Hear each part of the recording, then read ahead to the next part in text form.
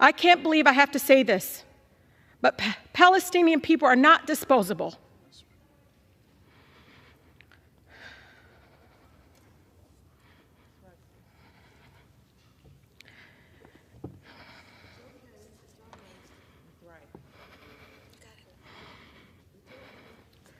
We are human beings, just like anyone else.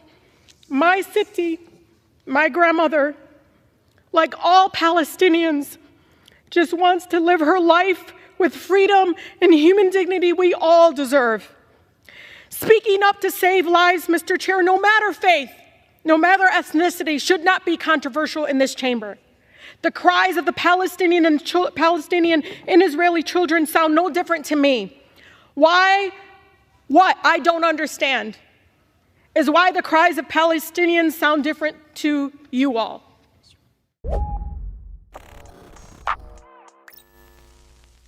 You just listened to a portion of Congresswoman Rashida Tlaib's speech during a debate on whether or not the House should move forward with a motion to censure her. Now, that motion advanced in a 208 to 213 vote, and at the time that I record this video, I don't know the outcome of the final vote, but who knows which way it's going to go. Either way, this effort is nefarious and disingenuous, and that's what I want to talk about. Now, on top of that vote and that debate, Marjorie Greene has reintroduced her resolution to censure Tlaib after it failed the first time last week. Now, this entire effort, it is comprised of lies, hypocrisy, bigotry, and cowardice, and this is a coordinated attempt to condemn the only elected Palestinian American woman in Congress. And we're going to get to why I say that. I think it's going to be evident towards the end of this video. But first, I do want to show you more of her speech because what she says here is critically important. Trying to bully or censor me won't work because this movement for a ceasefire is much bigger than one person. It's growing every single day. There are millions of people across our country who oppose Netanyahu's extremism and are done watching our government support collective punishment and the use of white phosphorus bombs that melt flesh to the bone. They are done watching our government, Mr. Chair, supporting cutting off food, water, electricity, and medical care to millions of people with nowhere to go. Like me, Mr. Chair, they don't believe the answer to war crimes is more war crimes. The refusal of Congress and the administration to acknowledge Palestinian lives is chipping away at my soul. Over 10,000 Palestinians have been killed. Majority were children. But let me be clear. My criticism has always been of the Israeli government and Netanyahu's actions. It is important to separate people and governments, Mr. Chair. No government is beyond criticism. The idea that criticizing the government of Israel is anti-Semitic sets a very dangerous precedent, and it's being used to silence diverse voices speaking up for human rights across our nation. Do you realize what it's like, Mr. Chair, for the people outside the chamber right now, listening in agony to their own government dehumanizing them? To hear the President of the United States, we helped elect, dispute death tolls as we see video after video of dead children and parents under rubble. 71% of Michigan Democrats support a ceasefire. So you can try to censure me, but you can't silence their voices. I urge my colleagues to join with the majority of Americans and support a ceasefire now to save as many lives as possible. President Biden must listen to and represent all of us, not just some of us. I urge the president to have the courage to call for a ceasefire and the end of killings. That right there is what speaking truth to power looks like. And currently, it's a really lonely place, unfortunately. The people behind Rashida Tlaib they were showing solidarity and support, and I really am thankful that she has some people by her side at least. But for the most part, most people in Congress are against her, including Democrats. But despite that, future historians are going to look back at this moment, and they're probably going to be shocked by the treatment of Congress's lone Palestinian American voice. But we're going to listen to some of the reasons why Republican Congressman Rich McCormick believes that Tlaib should be censured. What he says here is important because he is the individual who sponsored this resolution, but nonetheless, I'll let him explain why he supports this. Whereas Representative Rashida Tlaib, within 24 hours of the October 7 barbaric attack on Jewish citizens of the State of Israel, representing the deadliest day for Jews since the Holocaust, defended the brutal rapes, murders, beheadings, and kidnappings, including of Americans, by Hamas as justified resistance to the, quote, apartheid state, end quote. Whereas on October 18, 2023, Representative Tlaib continued to knowingly spread the false narrative that Israel intentionally bombed the Al-Ali Arab Hospital on October 17 after United States intelligence, Israeli intelligence, and President Biden assessed with high confidence that Israel did not cause the explosion. Whereas on November 3, 2023, Representative Tlaib published on social media a video containing the phrase, quote, "from the river to the sea," end quote, which is widely recognized as a genocidal call to violence to destroy the state of Israel and its people, to replace it with a Palestinian state extending from the Jordan River to the Mediterranean Sea. Now, if you didn't know any better, you would think that Rashida Tlaib was a terrible person based on his assessment of her comments, but the problem is he is lying. So let's get back to her original statement where he accuses her of defending Hamas's rapes and murders and kidnappings. First and foremost, she expressed remorse for the lives lost that day, but explained that the apartheid conditions perpetuated by the Israeli government is what's fueling radicalism that endangers both Israelis and Palestinians. And she says, quote, "the path to that future of peace must include lifting the blockade, ending the occupation, and dismantling the apartheid system that creates the suffocating, dehumanizing conditions that can lead to resistance." Understanding why something happens is not the same thing as justifying it. Rich McCormick knows this, but he chose to pretend as if Tlaib is literally defending rape and murder as justified resistance. Now, you can accuse her of being unclear with her words. You can say that that statement should have been worded better, but saying that she justified Hamas's brutality is downright slander. It's a smear, and he knows it. Now, he also says that she knowingly spread false information about the hospital bombing. Now, perhaps she also maybe should have waited a little bit longer before commenting on that. You can make that case, but weeks later, we still don't really know. Sure, U.S. intelligence says one thing, but the independent analyses that we've seen from the New York Times, Channel 4, and Al Jazeera say that it's likely the bomb came from Israel. Now, for me, I tend to agree more with journalists than our intelligence agencies, considering that they also told us that Iraq had weapons of mass destruction. But again, we don't know. I don't know. He doesn't know. But what we do know is that since that bombing took place, regardless of who did it, Israel has bombed ambulances. They've bombed refugee camps. They've bombed the cancer ward of a pediatric hospital. They've used white phosphorus. They've slaughtered the families of journalists. They've dropped lots of bombs since then. And your silence about those bombings says quite a bit, does it not? But when it comes to the use of "from the river to the sea," which he also condemns, it is true that the phrase has been used by Hamas. And the way that they use it is genocidal, which makes it seem tainted to the rest of us. But Palestinians still use the phrase despite Hamas's co-optation, and contrary to popular belief, when Palestinians who are not Hamas, which is the overwhelming majority of them, use that phrase, they are not calling for genocide. Palestinian historian Maha Nassar has an in-depth write-up about this in Forward, which is a Jewish publication, by the way, and she explains that the phrase became popular in the 1960s, long before the existence of Hamas, as an effective call for a single secular state with equal rights for Israelis and Palestinians. And today, there are still calls for a one-state solution, which is why the phrase is still used. And people who call for a one-state solution are doing so because the possibility of a two-state solution seems impossible at this point. In fact, Avi Shleim, a British-Israeli historian, explains why a two-state solution is dead, and you'll notice that as he advocates for a one-state solution, he invokes "from the river to the sea," and you're going to see why he uses that term. I used to support a two-state solution, but Israel has killed the two-state solution with the settlements. It's a struggle now between right-wing ethno-nationalism and liberal ethno-nationalism, and I don't approve of either. An essential element of democracy is equal rights. Today I support one democratic state from the Jordan River to the Mediterranean Sea, with equal rights for all its citizens, regardless of religion and ethnicity. The experience that my family and I had of living together, coexisting with Arabs, gives me reason for hope that what happened once in the Middle East can happen again. So when he invokes from the river to the sea, he is not talking about genocide. He's talking about peaceful coexistence.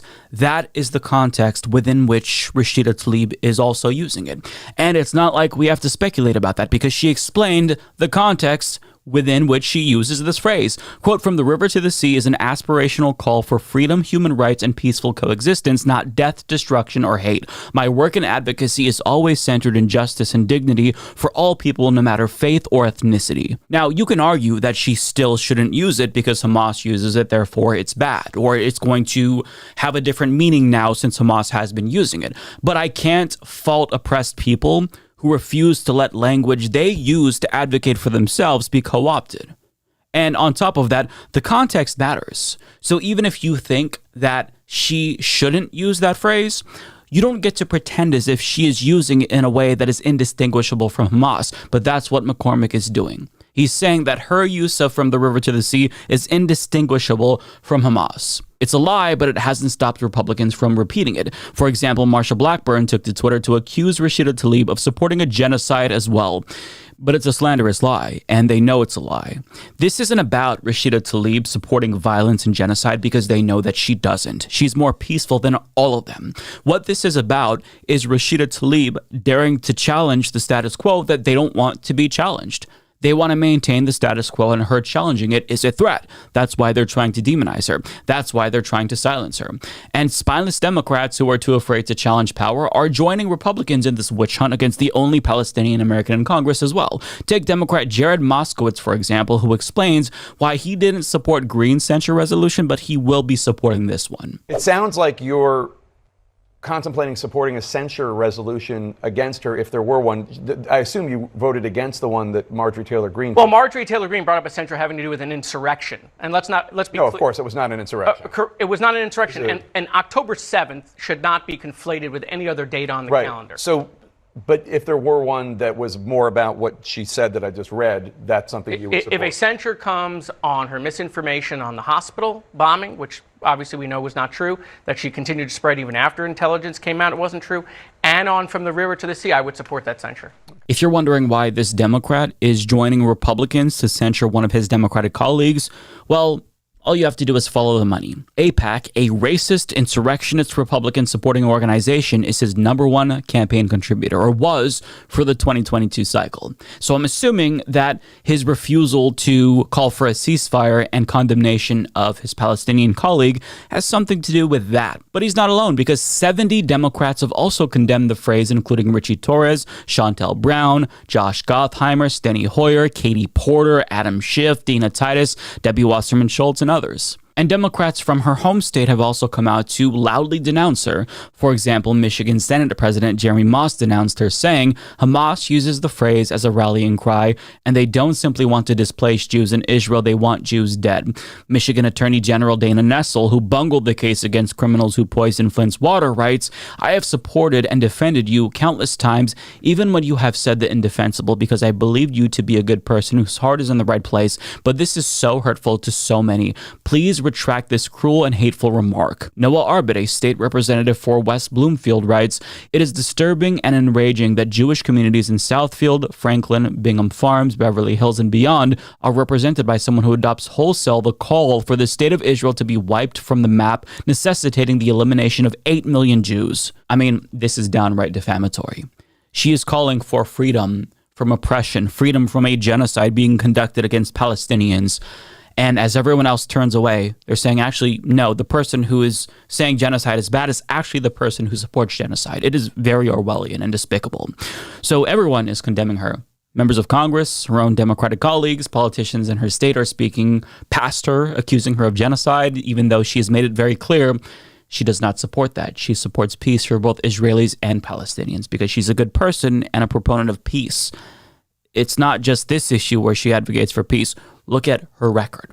But yet, she's the only politician in that state who actually is doing what they're supposed to do. She's representing her constituents. Most Americans support a ceasefire. Her constituents in Michigan support a ceasefire. And she was one of the first to call for a ceasefire, while almost every other politician hid in a corner somewhere shitting themselves at the thought of daring to utter the word ceasefire. It's pathetic.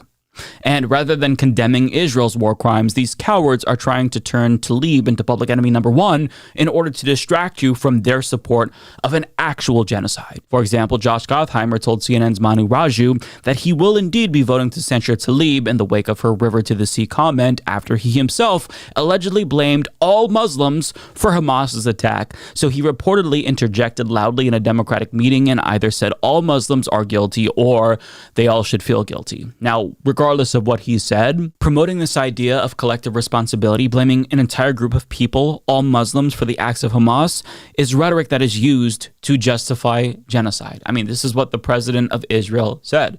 You know, they are all guilty in Gaza because they didn't rise up to overthrow Hamas. So you have Josh Gottheimer saying that, being explicitly Islamophobic, but yet Democrats are feigning concern over Tlaib's words. Haven't bothered to call out explicitly genocidal rhetoric from Republicans they're aligning with to condemn her, or call out the Islamophobia of their colleagues, like Josh Gottheimer and his gross generalization of all Muslims. But guess what? People are paying attention. We're seeing the cowardice, and it's not going to go unnoticed. In fact, this was pointed out on MSNBC as well. I would encourage the other side to not so lightly throw around the idea of innocent Palestinian civilians, as is frequently said.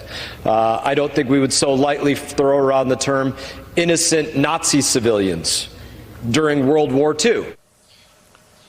Ayman, you and I have discussed outrageous statements made by Donald Trump, Ron DeSantis, Marjorie Taylor Greene, Lauren Boebert on this show, in this handover, for years now. I cannot think of a more outrageous statement from a Republican politician than what I just heard, basically saying civilians in Gaza have no protections. They could be targeted. They can be killed. It's open season. By saying they're not civilians, they're like Nazis. And I just think about how much time we have spent this week, Americans have spent looking at college campuses and protesters' placards and what phrases are used. And yet, this guy, I haven't had anyone denouncing him from the top of the Democratic Party. No, I mean, the comments, they're not only abhorrent, they reflect a deep ignorance from this congressman who we should also note showed up to Congress dressed in an Israeli military uniform in the early days of this war. But as you said, this is a reflection of where the Republican Party is in this country, where the discourse is in this country at the moment. Yeah. And it's troubling and it's scary. It reflects an anti-Palestinian sentiment that's not just in words. I mean, you actually now have a member of the Republican Party, Representative Ryan Zinke, who introduced this bill to basically ban Palestinians from this country, to strip Palestinians who are in this country and have them deported. And it goes to show you the grotesque level of anti-Palestinian sentiment that now has plagued the Republican Party, not only in words, but in actions as well. So I am not surprised. It is disgusting. It is shameful. And as you said, it goes unchecked and it goes without any condemnation from the highest levels of the Republican Party. And no condemnation from the highest level of the Democratic Party, which really upsets me. Yeah. They're too busy accusing Rashida Tlaib of genocide to notice the genocide that Israel is doing in Gaza, or even notice the Republicans who are literally justifying the deaths of innocent Palestinian civilians. But I mean, it goes back to this general bigotry against Palestinians that is socially permissible in the U.S. And that explains why there's so much hate directed at the only Palestinian American. It's bigotry, it's Islamophobia, and it's racism. And because she dares to challenge the status quo and defend her people, Republicans and Democrats are tripping over themselves to condemn her. They are the biggest fucking cowards on the planet, and I have no respect for them. But thankfully, some Democrats are actually taking notice of all of the terrible things that Republicans are saying. Democrat Sarah Jacobs, for example, has moved to force a vote to censure Brian Mast for comments that are actually genocidal. And during the debate for this resolution, Ilhan Omar had some choice words for Mast. It is glaring hypocrisy when you have Republicans on the other side of the aisle trying to create definitions and say Rashida wants to annihilate people, when Max Miller himself went on TV and said we're turning Gaza into a parking lot and we want to annihilate Palestinians. Nobody condemned him on that side of the aisle. What is true here is that every single one of them has not acknowledged the fact that Palestinians are dying in the tens of thousands, but will continue to say it is us who are not acknowledging humanity. Rashida will stand strong. Gentlelady's time has expired. The movement will continue for liberation until every single Gentlelady's time has expired. has the right to Gentleman live from in Maryland liberty. is recognized. That was fantastic. It feels so gross to see lawmakers feign outrage over Rashida Tlaib's support for genocide while they turn a blind eye to an actual genocide that's happening in Gaza. I mean, it's despicable. But it can't possibly be a genocide if you don't view the victims of Israel's indiscriminate bombs as human beings that are equal to you. And as that number grows, we all risk growing more detached from all the suffering because larger numbers are so much more difficult to visualize. So when we hear 4,000 Palestinian children are dead, we know that that's bad, and it still might elicit a visceral response, but it's hard to imagine what that looks like. So I want to bring it down to a smaller scale and look at a couple of examples that have haunted my mind for weeks. So this 12-year-old Gazan boy, Ani Eldus, was just a couple of years older than my nephew. He was a gaming YouTuber. He loved video games, and his dream was to hit 100,000 subscribers on YouTube, and the video clip to the right is him announcing that he hit 1,000 subscribers. He is never going to realize this dream because he was killed in an Israeli airstrike. He's not responsible for the atrocities committed by Hamas. He wasn't even alive when they came to power. He was just a kid, and he wanted to be a gaming YouTuber. But his life is now gone forever. Now, this last one is also incredibly heartbreaking. This is 7-year-old Mujahid, who drew a picture for the people who were giving him chemotherapy for his cancer. And him and his entire family were killed after a bomb was dropped on his home. Just 7 short years of life. We're talking about human beings. Their lives are precious. Like us, they feel pain. They have hopes and dreams. They want to live. And one of the few members of Congress who is advocating for their right to exist is being slandered by everyone who's too fucking afraid to tell Israel to stop. Because they don't know what that would mean for their political career. Or they don't know if, that's going to elicit some backlash. Who cares? How can you see the images that we're all seeing and remain silent? I mean, in this instance, silence is violence. If you're not speaking out against this, you are complicit. And that goes for everyone who refuses to call for a ceasefire. Bernie Sanders, my representative, Joe Biden, they're all cowards. And they absolutely deserve to be condemned by us until they call for a ceasefire. I mean, when we look back at this moment years from now, I want you to ask yourself, which side do you want to have been on? The side who defended human dignity, Rashida Tlaib, who's saying, I want all Palestinians and Israelis to be free, or the side who didn't, the side who turned a blind eye to genocide? I know which side I'm on.